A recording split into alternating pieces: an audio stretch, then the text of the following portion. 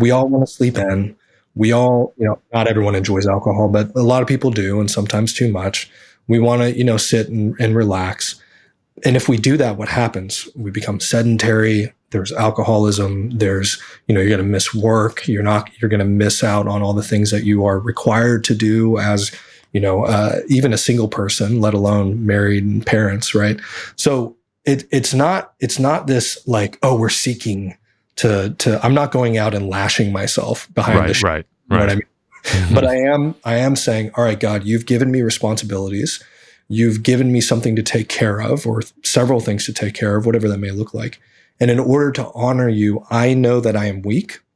And in order to become strong to fulfill the task that you've set in front of me, I have to do difficult things.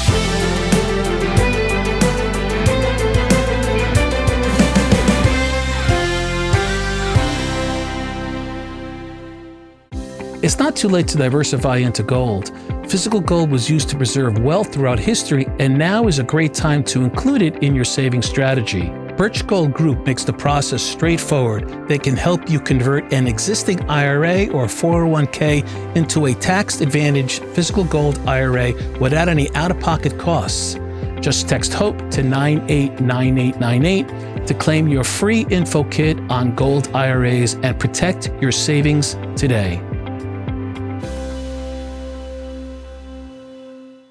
Special thanks to the Leo House of New York City for their support of A Ray of Hope and this podcast. Book your stay in the heart of New York City at theleohouse.com.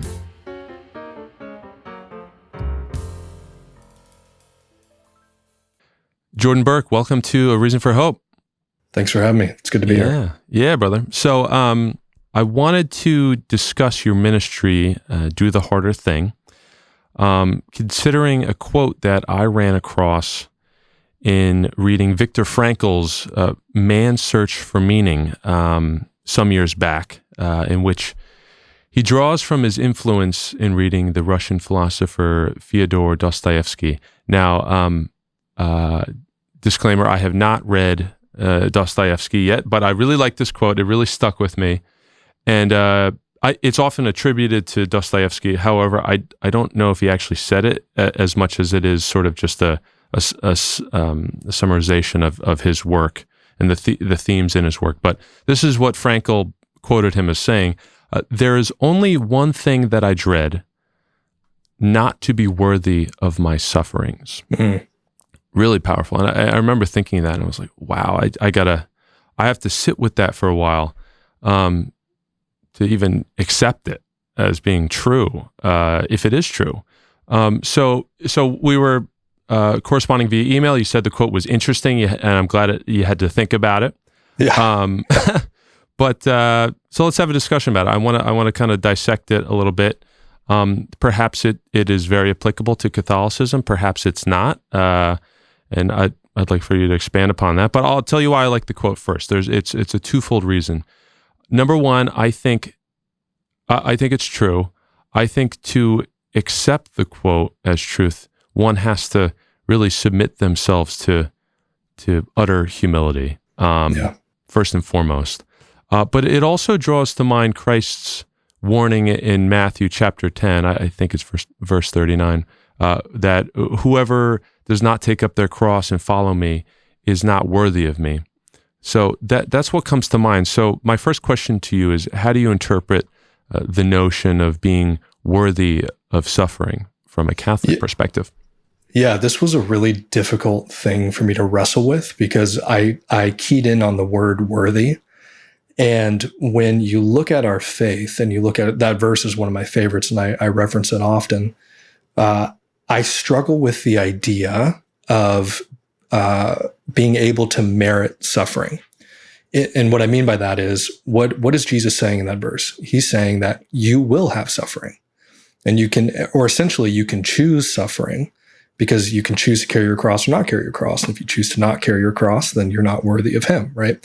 So you have a choice there, but the merit aspect in my mind, or the worthy aspect, is a little bit disconnected. This is my opinion, a little disconnected from the reality of the situation. So for me, there's another quote that you just reminded me of that I'm going to completely butcher. And it goes something along the lines of, the last thing I would ever want to do is waste my suffering. And I think that's kind of how I look at that, where suffering is an opportunity presented to us, as we know, in many different forms and facets. And my response in that, which I guess, Feodor may have been getting to, creates a type of worth. I don't know, the worthy thing, I'm working it out as we're live, obviously, but you kind of get where I'm going with that a little bit. Yeah. It's definitely, it's like worthy of, like, what it made me think of, and again, this is my perspective as much as I've been able to think through it, is it's almost like a more mature way of saying that I'm not worthy of God's love, which is absolutely true. I mean, you hear that in the writings of the saints all the time. I've read most of Saint Faustina's diary, which has just had a big impact on my life personally. And she's constantly saying that, like, God, I'm not worthy of your love in one form or another. But I think, what I like about it is it brings about this notion, this connotation of like ultimate responsibility, and being able to just respond to reality the way it is, and take the burden of suffering, which, upon oneself, and to take the responsibility for the sins of ourselves and our fathers and the first man and woman on our back. And so there's sort of this opportunity to live up to the challenges that life presents. That's kind of how I see it. Yeah, have you ever read Uniformity with God's Will from Alphonsus Liguori? No, I have not. So this is one of the fundamental texts in regards to understanding suffering, in my opinion. And what Liguori lays out basically is that everything that happens to us, everything is either willed by God or permitted by God. Meaning that there's, as we all know, there's a purpose behind all these things, even though in times of suffering and hardships and trials, it's very difficult to understand. And there are some that we may never understand on this side of heaven, right? But when we change our perspective shift to look at suffering and say, okay, Lord, you either desire this for me, or you're allowing this to happen to me for a greater good, because it's always for a greater reason, then we can better accept that suffering in that moment. And so maybe that's kind of what that quote was getting at in far less words than what I just said. But I definitely think so. How do you see suffering as a transformative force, possibly in your own life and just in general? Yeah, so there's a few different aspects to that. One of them is understanding that we live in a fallen and broken world, and that there are going to be instances, kind of like I mentioned, that we're going to come up against, and we have to respond to those appropriately. And hopefully we respond to them with virtue, and we respond to them the way that God would call us to respond to them. But even that has facets to it, right? So for instance, I've been doing therapy for years now, and you can look at an instance that you've had, or anyone's had, or I've had, where there's some traumatic experience, and you have to think, okay, well, why is this happening? Why am I experiencing anxiety? Well, you're experiencing anxiety because it's a result of something that occurred, as well as God is calling you to healing. This is why he's permitting it to happen, right? Saying this thing happened. He never will sin, but this thing happened. And I'm allowing you to feel this anxiety. Why am I permitting you to feel this anxiety? So you seek healing, so you can become whole. And in the midst of that, you gain virtue, you gain strength. And in the midst of that, hopefully the tools you learn and the tactics or the growth that you experience, you're able to pass on to other people. When I started Do the Harder Thing, it was addressing the pornography crisis, right? And so I met with some of the greatest minds in that arena and dealt with my own struggles and developed a plan. So it's the same process. I did this terrible thing. God allowed it to happen. He also brought me healing, and so that I can help others break free. So there's always this thing working in the background for greater good. And anyway, I don't want to ramble. Hopefully that made sense. No, that makes complete sense. And you're talking about how you said Do the Harder Thing was in relation to healing from pornography, right? Right. I had told you before we started recording that I listened to your podcast with the Catholic gentleman, and you were saying something about how one, I think it was a therapist or a friend, said that you're not addicted to pornography. You're actually just addicted to affection, right? Yeah. Could you comment on that? Because I found that really, really interesting. Yeah. So, there's the word addiction is thrown around a lot nowadays, and the clinical understanding of it is most guys out there and gals, unfortunately, it affects both of us, but most people are not addicted. So I just want to get that out of the way. And even when he said you're addicted to affection, he wasn't saying you're clinically addicted to affection. He was using the nomenclature to help me understand that what you are desiring and what's motivating this behavior is affection, what you think you are receiving from this thing, right? So I had a disordered view or disordered experience where I thought that I was receiving this, or, and the pornography was just one part of it, serial relationships. That's where that really came in was, no, I am seeking affection. That is what I desire, but I'm going about it the wrong way. And ultimately, do the harder thing is it covers a lot of facets, but it's the dying to oneself, as I think you mentioned earlier, the mortification, the life of ascesis, that fundamental principle crosses over into all aspects of the faith, which is why I started Do the Harder Thing, because doing the more difficult thing, doing the harder thing is the fundamental aspect to growth and virtue, in my opinion. Yeah, 100%. It reminds me of something I came across on YouTube recently. I really got my YouTube algorithm dialed in, or it has me dialed in. Yikes! But I came across a video recently called "The Science of Discipline," and I was like, "Oh, let me check that out. I could always use more discipline." And the psychologist, we don't need the name, was talking about the brain structure AMCC. I forget what it stands for, but just to note, I've always found the reconciliation where applicable between science and religion really fascinating, because it goes to prove the beauty and the complexity and even sometimes the simplicity of God's creation, and points to the reality of God. Like I think Lewis would say that the material, the temporal world is just like a shadow of the spiritual world in a sense. So everything sort of reflects and it points back to the spiritual realm. So anyway, the AMCC, I think there's some recent studies that are they're still trying to kind of figure it out, but it's the brain structure that is recently being associated with essentially what this psychologist was calling the will to live. And so in the studies he was reading, to activate it, to enlarge that part of the brain's activity, he was talking about how one has to engage in these quote unquote micro and macro sucks, it just like real, just micro things that you just don't want to do, like loading the dishwasher. Like I could get to it later, but then you power through and you do it. Or if you just go the extra 10 or the extra 100 yards at the end of your run, that could be a macro.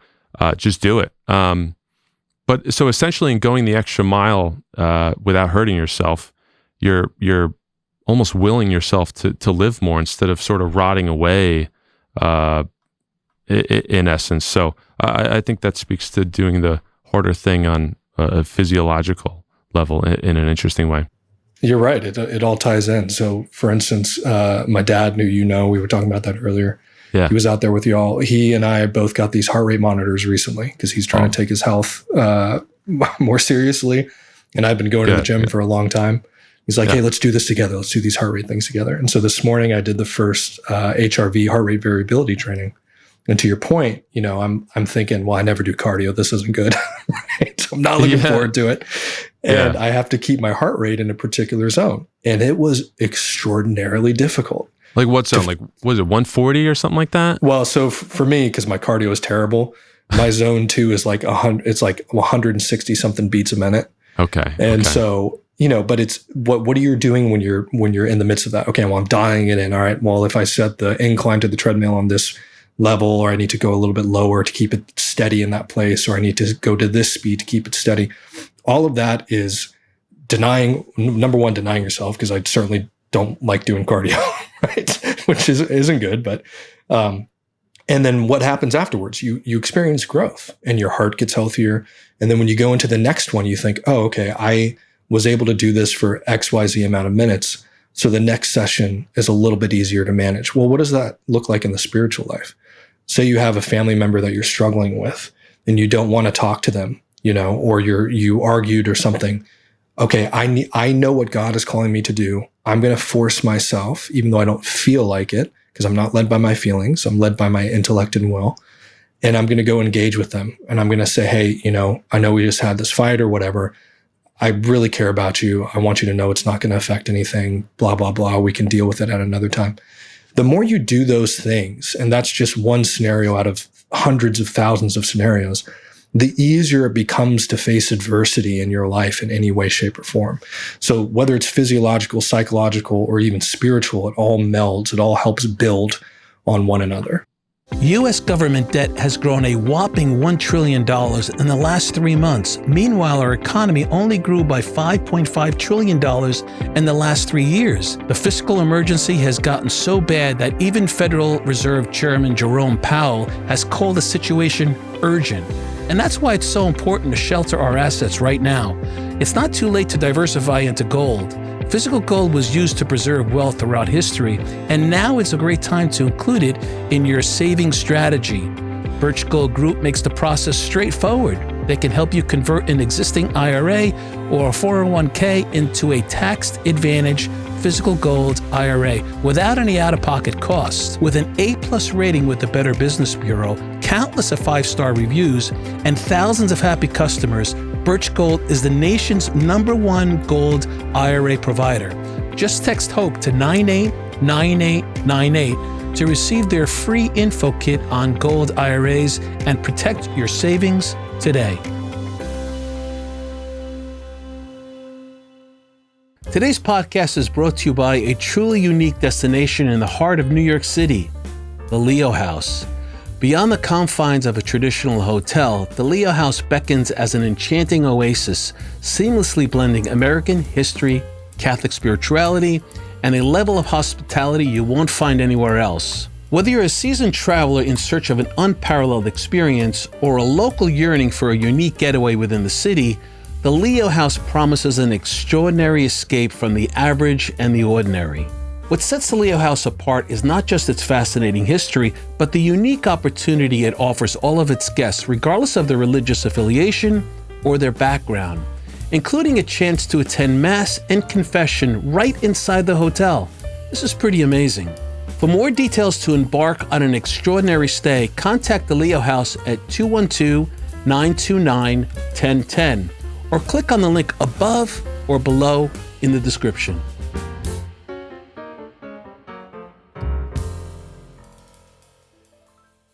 So I wanted to talk about how we can maybe reconcile or dissect what's going on within the world and the modern tendency to avoid suffering with the Catholic understanding of suffering as a path to spiritual maturity. I definitely think, like we were talking about exercising, and so the secular man or woman can definitely understand that, like, oh, like if I do the harder thing in my workout, then that's obviously going to benefit me in the long term because science, right? But I mean, what do you think is missing from the secular world's viewpoint of doing the harder thing or taking on suffering or even bearing responsibility? Obviously, there's a lot of stuff out there, like Stoic culture is a big thing on that. At least my algorithm sometimes feeds me on social media. What do you think is missing from all that? I think it's a lack of understanding in terms of the outcome, which I probably didn't articulate that well. But what I mean is, we live in a culture that says, I'm going to do what's easiest for me now. I'm going to avoid the difficult thing. I mean, everything is streamlined, right? We don't even have drive-throughs were a huge invention. You don't have to go into the store. Well, now you don't even have to do that. You can order it, on your phone. You can have someone deliver it to you. So it's permeated every aspect of our culture. And why is that? Okay, well, I could do something else, which is this false. Sometimes it's true, right? I'm not saying that that's all bad, but it often becomes this false idea of like, well, my time is better spent elsewhere, right? But apply that same logic to like a relationship. In our society, you're having struggle in your relationship, just leave them. Go find somebody else.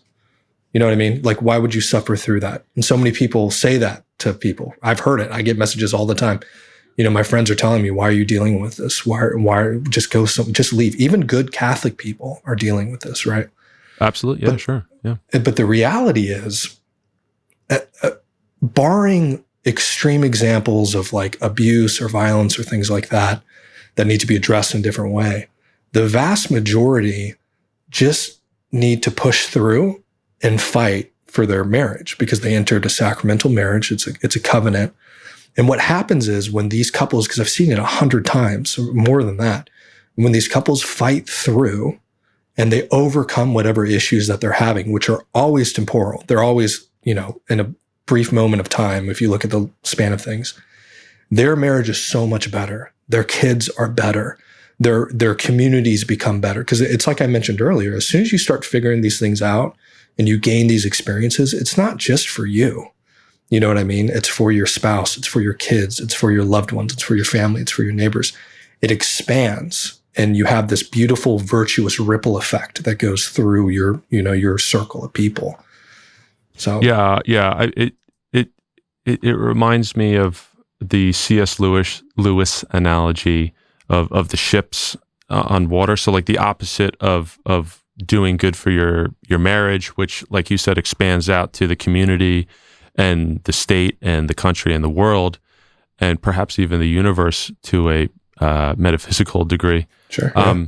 The opposite end of the spectrum would be, the Lewis's analogy of the ships, the fleet of ships, and that if each of the ships, they agreed not to crash into one another, right? We're not going to crash into one another, but they're not taking care. Let's say each of the ship's crew is not taking care of their internal workings, right? And so the analogy to the human condition is our habits, our character, our virtue, as you were saying.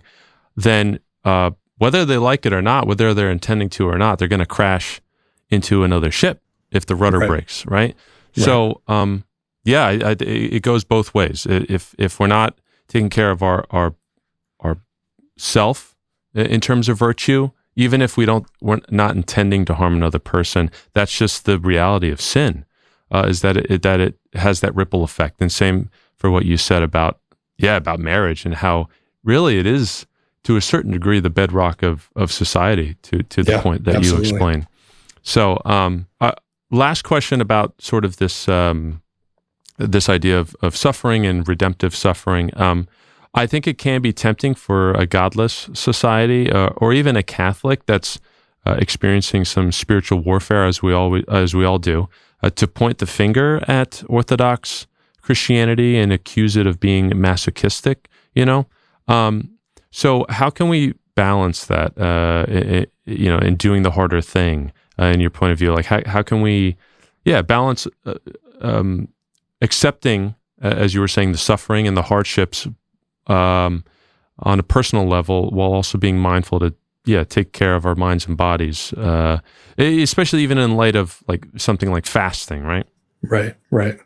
Yeah, that life of ascesis, or those aspects of mortification are really important, because that's primarily where virtue is gained, right? In the denial of mortification is simply just denial of self. Ascesis is denial of self. Well, why is that? Because we live in as you said, a fallen, godless society, which is becoming truer by the day, unfortunately. And we have a fallen nature. And so what happens is, if we do not buffet ourselves, that's the term used by a lot of fathers of the church and saints, if we do not buffet ourselves, meaning we do not take the time to make sure that our, what's the word? It's our our tastes, I don't remember the exact word they use, but the things that we desire, if we don't make sure that those things are in check, then it's going to run wild. And if everyone really questions themselves about that, and they're really honest with themselves, they would know that to be the case. We all want to sleep in. We all, not everyone enjoys alcohol, but a lot of people do, and sometimes too much. We want to, sit and relax. And if we do that, what happens? We become sedentary. There's alcoholism. There's, you're going to miss work. You're going to miss out on all the things that you are required to do as, even a single person, let alone married and parents, right? So it's not this like, oh, we're seeking to I'm not going out and lashing myself behind the shit. Right. You know what I mean? Mm-hmm. But I am saying, all right, God, you've given me responsibilities. You've given me something to take care of, or several things to take care of, whatever that may look like. And in order to honor you, I know that I am weak. And in order to become strong to fulfill the task that you've set in front of me, I have to do difficult things, whether that's up at 4 a.m. so I know that I have time to pray before I do all my work stuff, or I'm just maintaining my health, like we were talking about earlier, so that I can be around for my daughter and my grandkids, and then, God willing, grandkids. Yeah. And then down the line. So that's kind of how I approach that. Yeah, 100%. Kind of reminds me of another Frankl quote. I think it was in the same book, Man's Search for Meaning. I think it goes, it's not about what you expect from life, but it's about what life expects from you. And as Christians and Catholics, we can turn that into, it's not about what we expect from God, but it's about what God expects from us. I like that. Yeah. Which I think also puts into a better perspective the quote from Dostoevsky, what does God expect from us? Because ultimately, like he doesn't need anything. There's nothing lacking in God. So his will to create us for us to praise him is essentially it's good for us. So right. So okay, I want to move on to spiritual warfare, because I think you specialize in that. You've read a lot about it. How does spiritual warfare interact with our ability or inability and our willingness or unwillingness to do the harder thing? Yeah, so there's, as with everything, several aspects to that, right? It's a difficult part of our faith, but a beautiful part of our faith, that there's so much nuance to all these things. So one place that I would start with is that there is the commonly held belief, I think this goes back to Aquinas, is that you receive a guardian angel at the moment of your conception, right? Now, there's also a commonly held belief by various theologians and exorcists that you are assigned a demon at that same moment.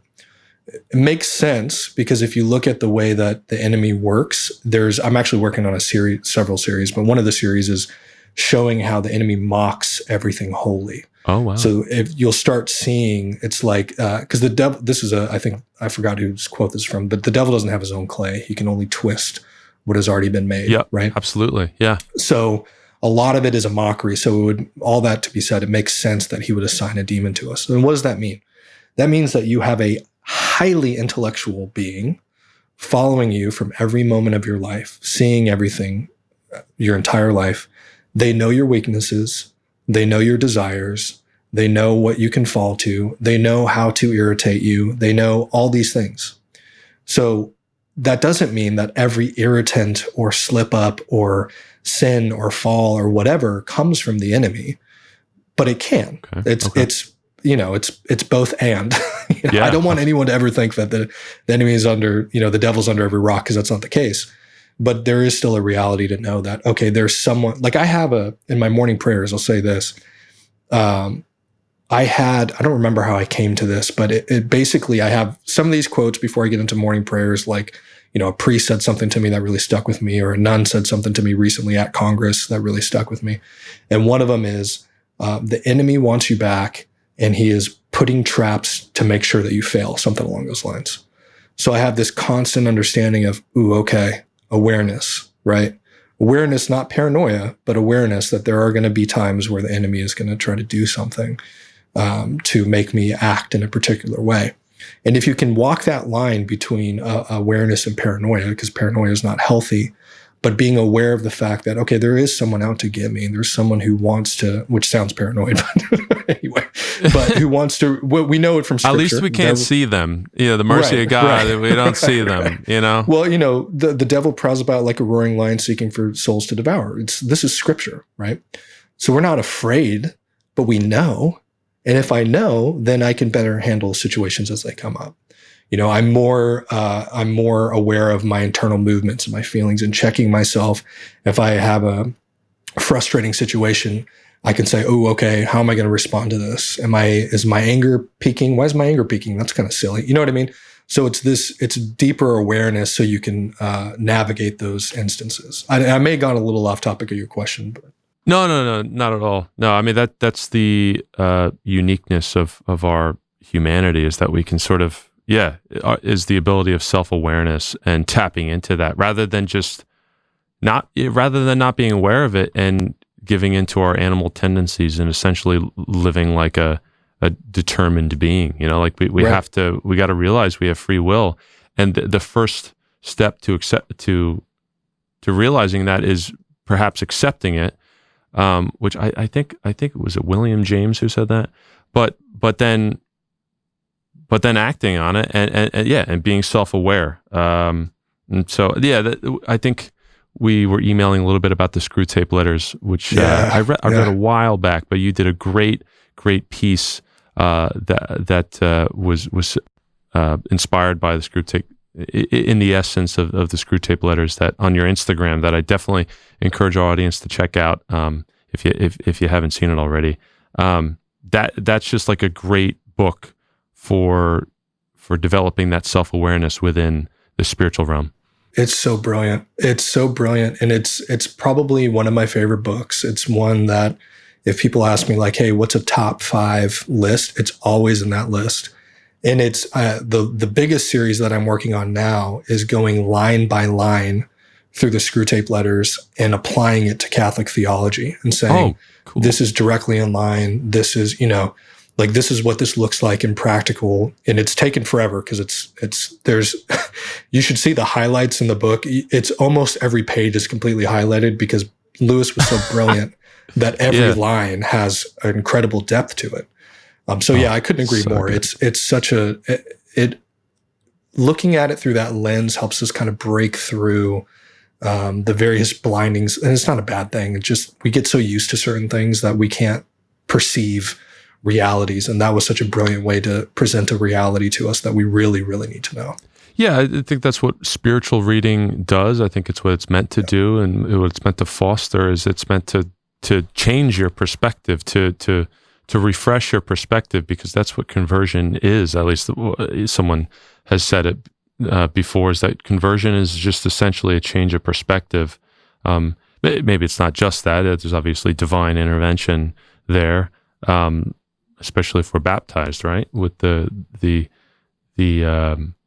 gifts of faith, hope, and love. But you mentioned you're highlighting in the book. I'm curious as to how you read. I want to ask you about that because sure.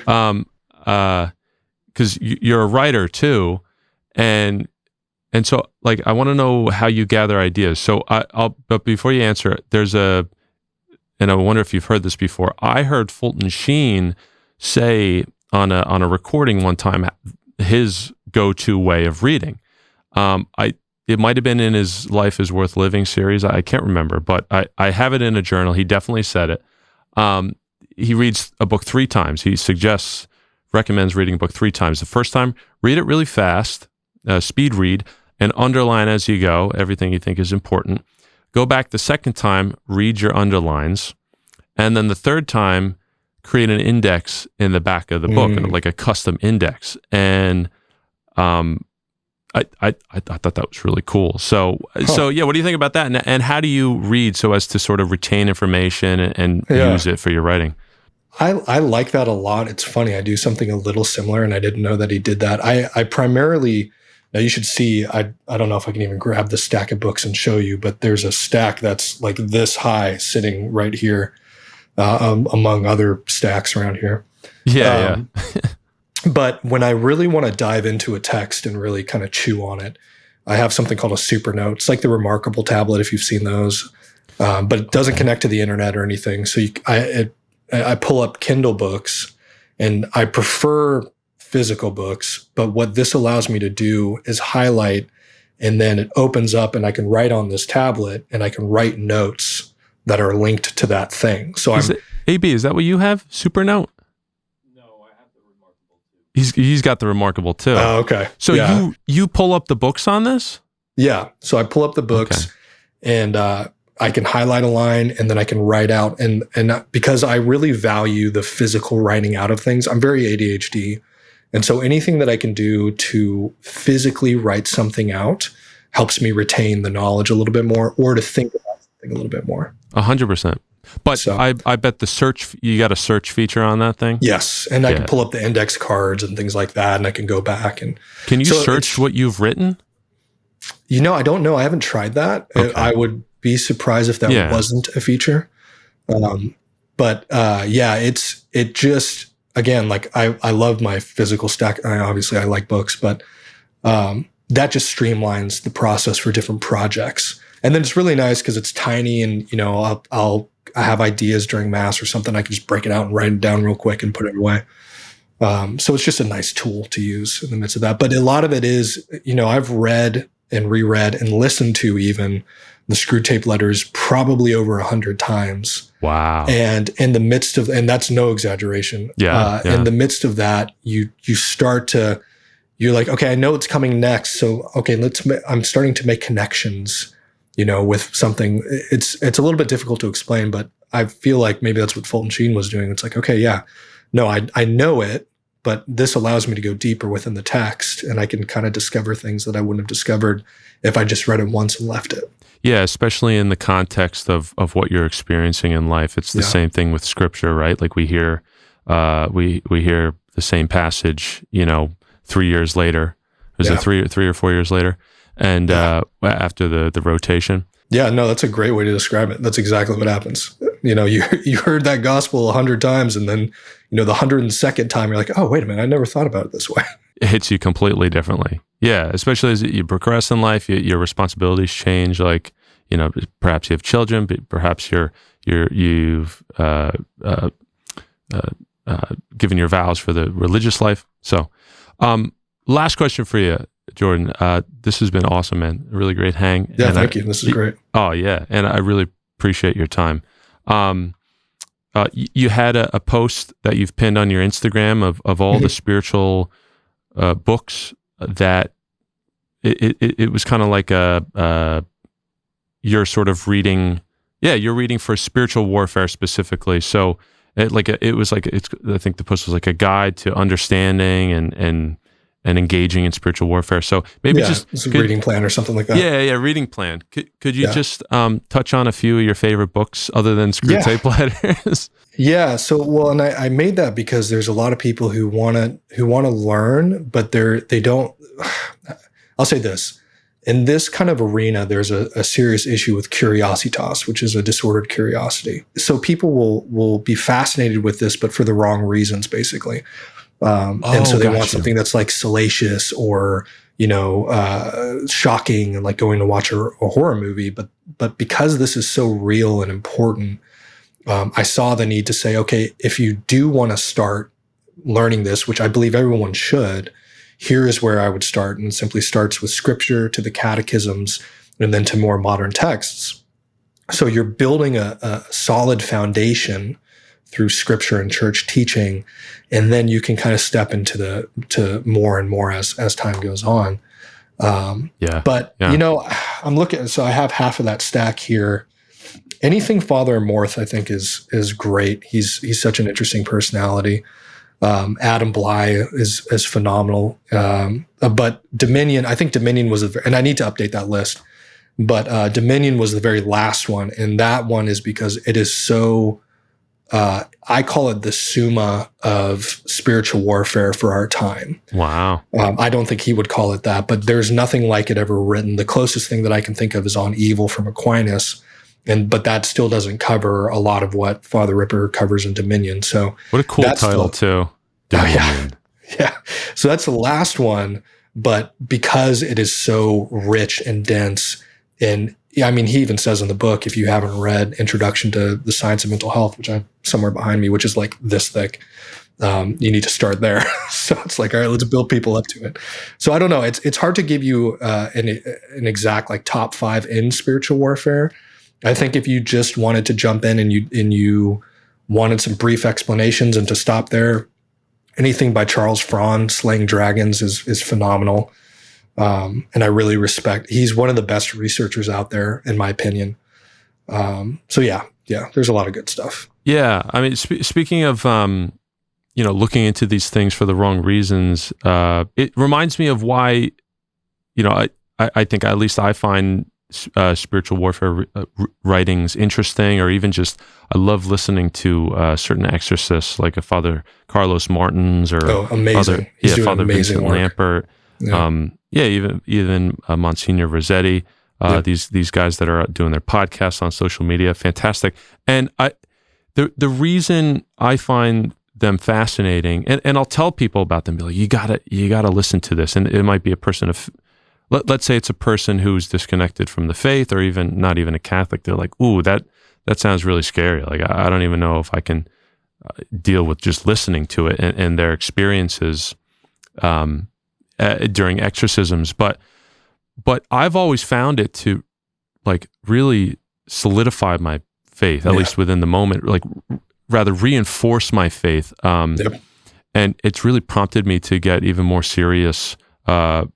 After listening to that episode or reading the part on spiritual warfare about prayer and devotion, because you listen to these guys and they're just so convicted because of what they've seen, but they're so poised and just rock solid, and the confidence and the peace and the faith that they evoke is just it's inexplicable, man. It's so, and that's the goal. I mean, because you have, I mentioned the people who go into it with a disordered curiosity, but on the other end of that scale, you have people who are afraid.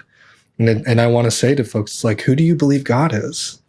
When I describe demons as mosquitoes, you know they're around. You can. My wife would like that one. Yeah, I get bit up a lot too, so that's one of the reasons. But you take precautions so you don't get bit. You recognize that some mosquitoes carry diseases, so you take it seriously.